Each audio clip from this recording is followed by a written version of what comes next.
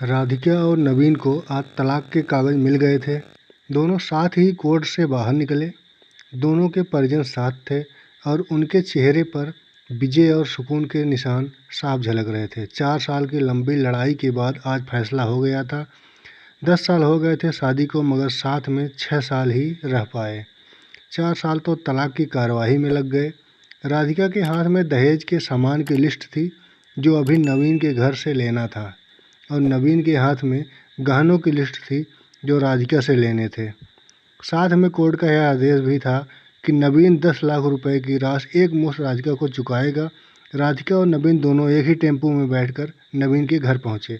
दहेज में दिए सामान की निशानदेही राधिका को करनी थी, इसलिए 4 वर्ष बाद ससुराल जा रही आखिरी बार, बस उसके बाद कभी नहीं आना था उधर।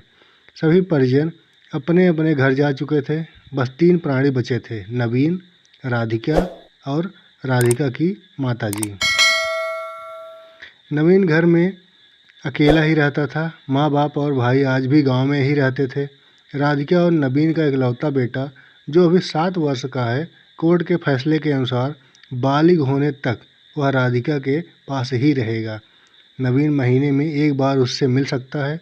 घर में प्रवेश करते ही पुरानी यादें ताज़ी हो गई। कितनी मेहनत से सजाया था इसको राधिका ने। एक एक चीज़ में उसकी जान बसी थी। सब कुछ उसकी आंखों के सामने बना था। एक एक ईंट से धीरे धीरे बनते घरौदों को पूरा होते देखा था उसने। सपनों का घर था उसका। कितनी शिद्दत से नवीन ने उसके सपने को पूरा किया था। नवीन थका हारा सा सोफे पर पसर गया।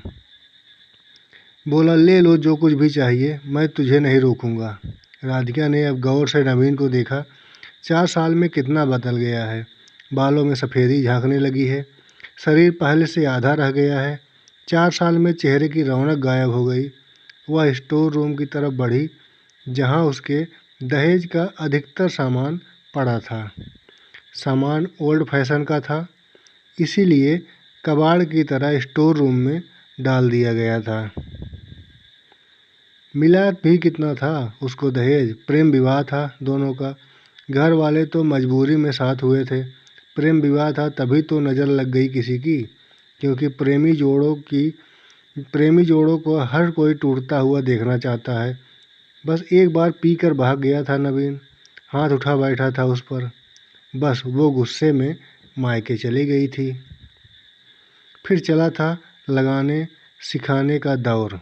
इधर नवीन के भाई भाभी, उधर राधिका की माँ। नौबत कोर्ट तक जा पहुंची और तलाक हो गया। न राधिका लौटी और न नवीन लाने गया। राधिका की माँ बोली, कहाँ है तेरा सामान? इधर तो नहीं दिखता।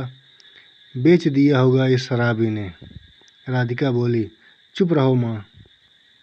राधिका को न जाने क्यों नवीन को उसके मुंह पर शराबी कहना अच्छा नहीं लगा। फिर स्टोर रूम में पड़े सामान को एक एक कर लिस्ट में मिलाया गया। बाकी कमरों से भी लिस्ट का सामान उठा लिया गया। राधिका ने सिर्फ अपना सामान लिया, नवीन के सामान को छुआ भी नहीं। फिर राधिका ने नवीन को गहनों से भरा बैग पकड़ा दिया। नवीन ने बैग वापस राधिका को दे दिया। रख लो, मुझे नहीं चाहिए, काम आएंगे तेरे मुसीबत में। गहनों की कीमत 15 लाख से कम नहीं थी।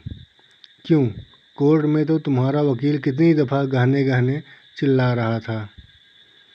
कोर्ट की बात कोर्ट में ख़त्म हो गई राधिका। वहाँ तो मुझे भी दुनिया का सबसे बुरा जानवर और शराबी साबित किया गया है। सुनकर राधिका की माँ ने नाक भौं चढ़ाई। नहीं चाहिए, वो 10 लाख रुपए भी नहीं चाहिए, क्यों कहकर नवीन सोफे से खड़ा हो गया। बस यूं ही राधिका ने मुंह फेर लिया। इतनी बड़ी ज़िंदगी पड़ी है, कैसे काटोगे? ले जाओ, काम आएंगे। इतना कहकर नवीन ने भी मुंह फेर लिया और दूसरे कमरे में चला गया। शायद आंखों में कुछ उमड़ा होगा जिसे छुपाना भी ज़रूरी था। राधिका की माताजी गाड़ी वाले को फ़ोन करने में व्यस्त थी। राधिका को मौका मिल गया।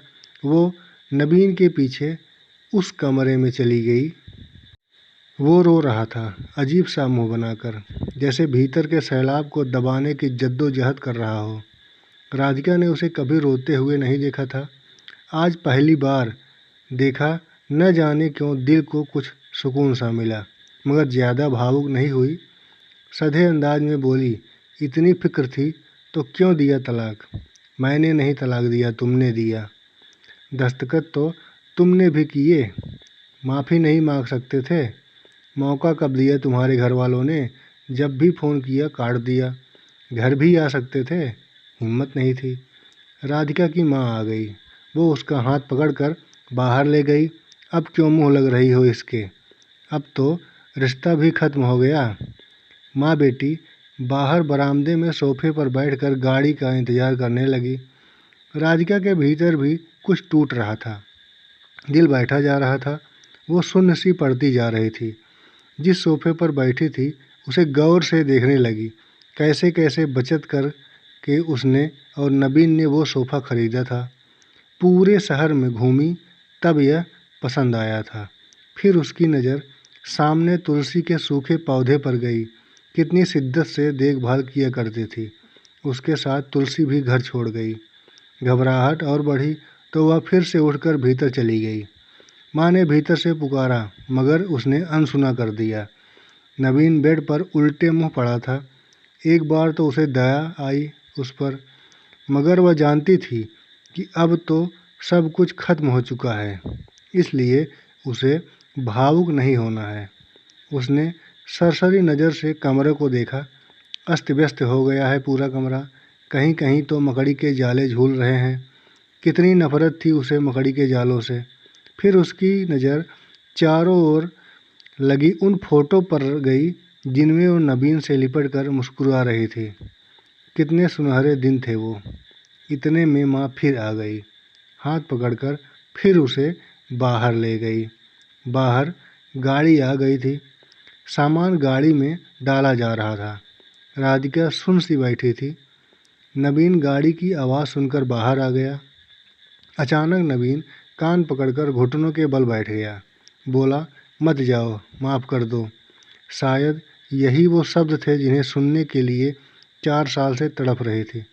सब्र के सारे बांध एक साथ टूट गए। राधिका ने कोर्ट के फैसले का कागज निकाला और फाड़ दिया, और माँ कुछ कहती उससे पहले ही लिपट गई नबीन के से। साथ में दोनों बुरी तरह रोते जा रहे थे। दूर खड़ी राधिका की माँ समझ गई, कोर्ट का आदेश दिलों के सामने कागज़ से ज़्यादा कुछ नहीं। काश उनको पहले मिलने दिया होता। अगर माफ़ी मांगने से ही रिश्ते टूटने से बच जाए तो माफ़ी मांग लेनी चाहिए। दोस्तों, वीडियो पसंद आए तो लाइक शेयर कमेंट ज़रूर करें। बहुत बहुत धन्यवाद।